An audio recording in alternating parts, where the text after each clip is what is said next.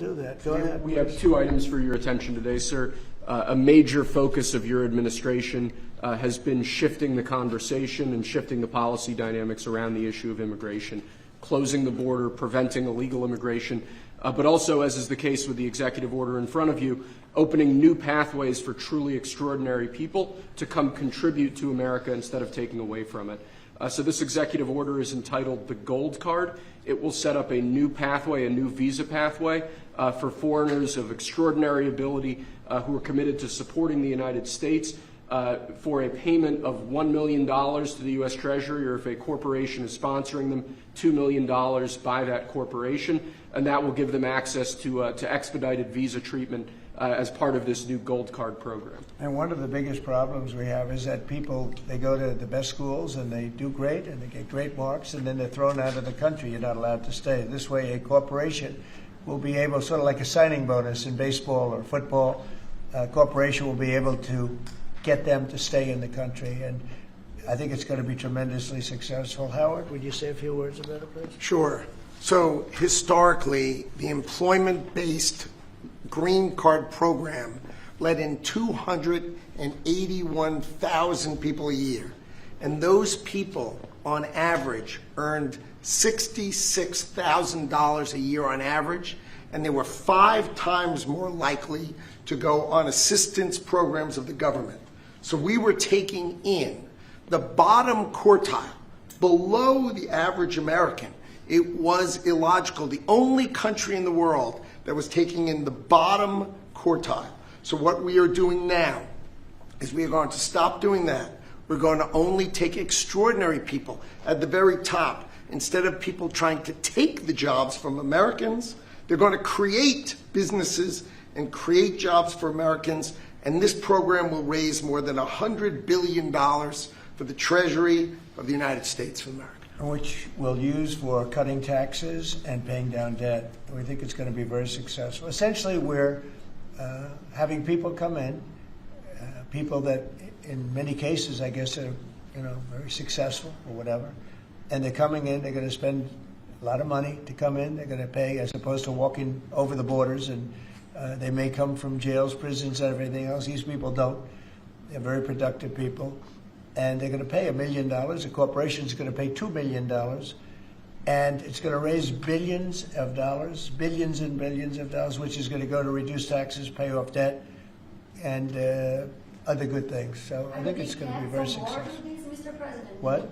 Are the big techs on board with this decision? I wish you'd speak more clearly. I really do. Give it to me again. Are the big techs, the CEOs, on board with this decision? Big tech? Tech companies. Big tech companies. Yeah, big tech. Yeah, it's big tech. It's every company. It's big tech. It's big tech. It's big everything. Okay. It's a company. I said it's not a tech company. It's tech companies and everything else. It's companies having a hard time getting people to be able to stay in the country. It's very difficult. Now, if you want to walk through the border, you can have no problem. People say, well, the best way to come in is walk right through the border. But they can't do that anymore because under our administration, the border is totally closed. You can only come in if you come in legally, and that's the way it's been, and that's the way it should be. And we're taking a lot of people out of the country that are here from prisons, from jails, from mental institutions, and even insane asylums, people that are crazy. We're taking them out of the country. We're getting them out of the country because you can't have a country like that. And I tell you, Christie and Tom Holman and all of the people that have worked so hard on this, they've done an unbelievable job. And I think we're getting great marks for it. People feel safe. Washington, D.C. is just the beginning. We brought the numbers down in Chicago a little bit by having the FBI in there for the last 5 months. We brought the numbers down in Memphis a little bit, but now we're going for the big one. Now we're going to go for the big one. But we set ourselves up very well in Chicago, Memphis, New Orleans a little bit, going in early just to see what was happening. We study it. We're studying the site. It's sort of like war. I mean, I hate to tell you, it's like war. Some of these people are really bad. They're really, really sick people. They're dangerous people. They're killers. They're murderers, drug dealers, and you can't have it. You can't have a country like that. It's so beautiful to see at Washington, D.C., that people are walking down the middle of the street and they're going to restaurants, and you are too. And half of you were mugged. I mean, I don't know if she's here now. I don't see her, but, you know, some people were badly mugged that were reporters. Two of the people right standing in the back of the room were mugged, and they're not going to have that anymore. And if you look at the crime stats in Washington, D.C., you have a safe place again. They were afraid to go to a restaurant because the restaurant would be held up while they're having dinner. And so they'd be mugged going there, and assuming they escaped the mugging, they go to the restaurant and then they're held up. This is how bad it's been. Yep. Follow up on the visa question. I think this may be the next thing that you're signing, but for the H1B visa action, Yeah, that's going to be next. We'll talk about that. You're very close to the technology CEOs. Are they concerned about that? I think they're going to be very happy. Everyone's going to be happy. And we're going to be able to keep people in our country that are going to be very productive people. And in many cases, these companies are going to pay a lot of money for that. And they're very happy about it. Okay, we'll talk about that next, all right? Okay.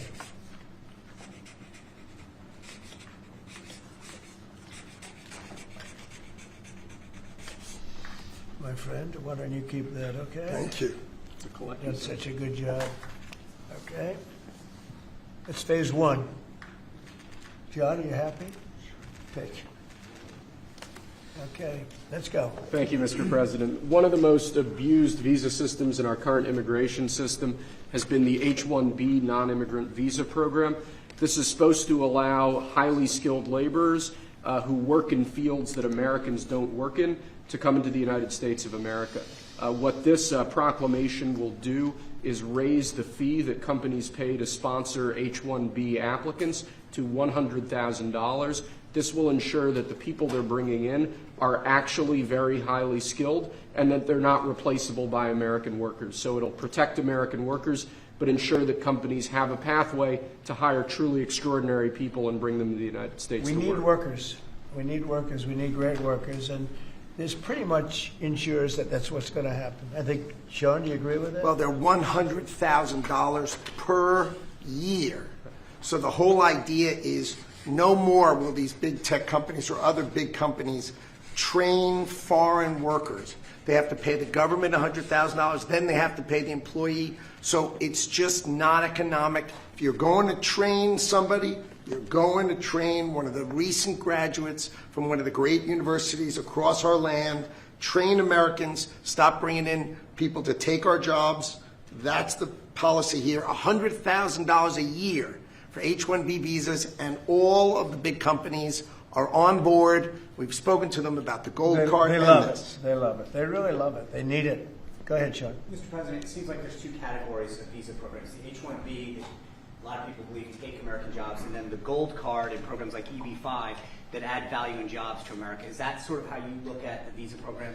Well, ideally, look, if somebody's got the people, they're not going to want to spend $100,000 as an example in your second category. So it's not taking jobs. And we need certain jobs. We need certain skill jobs that we don't have. But they won't be taking jobs because, you know, ideally the people aren't going to want to, they're not going to have. Investing in America. Right, that's right. So that's what I'm asking. They're really investing in in America. America. You have two categories. One, the Secretary let me the gold card and EB-5 that create jobs, add investment, and there's other ones that seem to take, you know, whether it's a J1 and O or an H-1B that take U.S. jobs. Yeah, it's pretty correct. I mean, I would say that's a correct assessment. But the main thing is we're going to have great people coming in, and they're going to be paying. I mean, it's wonderful to say, oh, gee, we took in 25 million people that,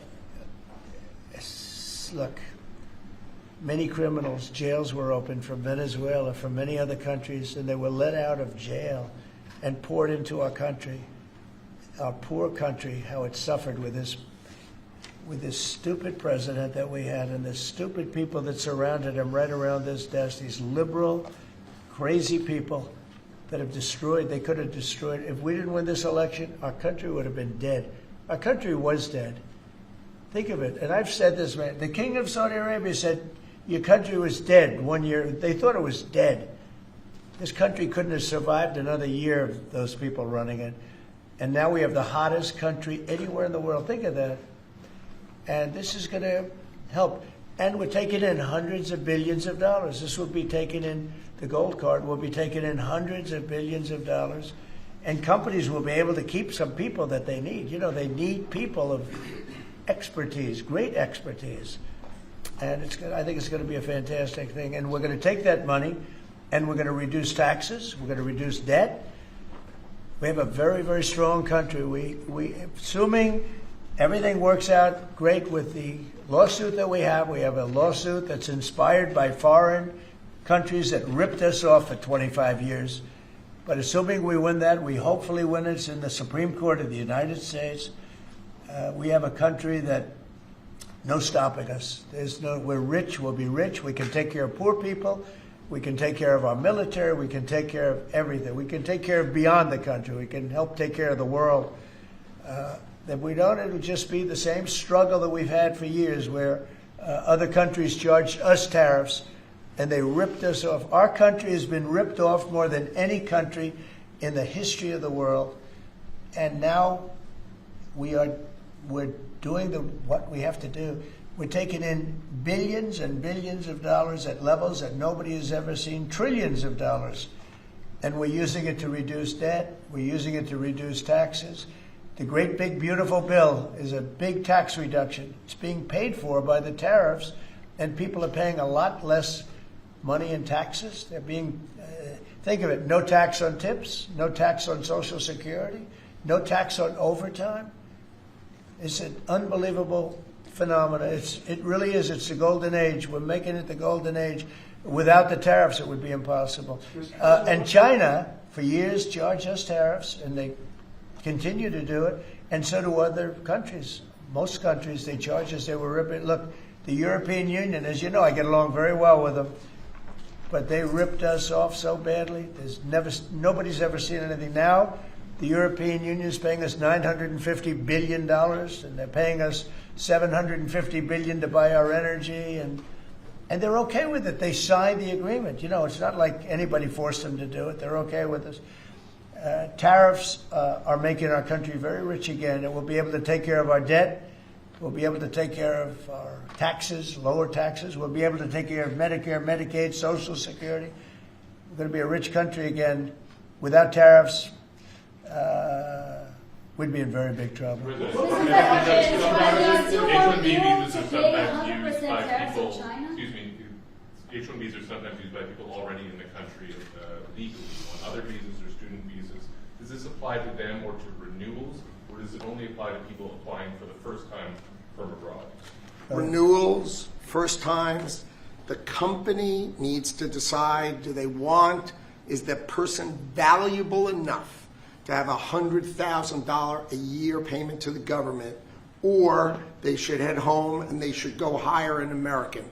The whole idea, it's annual, and it's for total. It can be a total of 6 years. So $100,000 a year, so either the person is very valuable to the company and America, or they're going to depart and the company's going to hire an American, and that's the point of immigration. Hire Americans and make sure the people coming in are the top people. Stop the nonsense of letting people just come into this country on these visas that were given away for free. President is crystal clear. Valuable people only for America. Stop the nonsense. And remember, the country, That's just a fee, right? yeah, Fee to America. the country would rather not have to pay $100,000, but and they'd rather. How do you do that? You hire Americans. So there's an incentive to hire American, but there may be instances where it's better off doing it through expertise or whatever it may be. But they're both unbelievable, whether it's a gold card or anything else that we talked about today. And that includes talking about freedom of speech, because our country has been decimated by bad people, very bad people, people that love crime. They love crime. Explain it to me. They don't want to have our military go in and save lives. But when you go and ask the people, do you mind having the National Guard come in if it meant safety? They look at the questioner like, what's wrong? What kind of a stupid question is that? Of course they do. We're going to have a safe country again. We're not going to have people shot, 11 people shot. Think of it. In Chicago, over a period of 6 or 7 weeks, 55 people were murdered.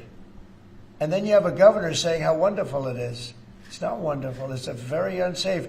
There's not a place in the world. You go outside, you go to Afghanistan, you go to different places all over the world that you hear about. It's 20% of what's happening in places like Chicago. And you think of them as unsafe. Mexico City, it's a tough place, dangerous place. The crime rate is lower. Think of it. What's happening to our country? We're not going to let it happen. And I think I got elected largely for that reason. So we're going to have a safe country again. We're going to have a great country again. We're doing unbelievably. We have the highest stock market in history. We have the most investment we've ever had, ever, as a country coming in. And we're very simple. You know, they said, how'd you get elected? I got elected because I'm going to make America great again. That's what we're doing. We're making America great again. Thank you very much, everybody. Thank you, guys. Thank you, guys. Thanks, guys. I love you. We're right there. Thank you very much. Guys.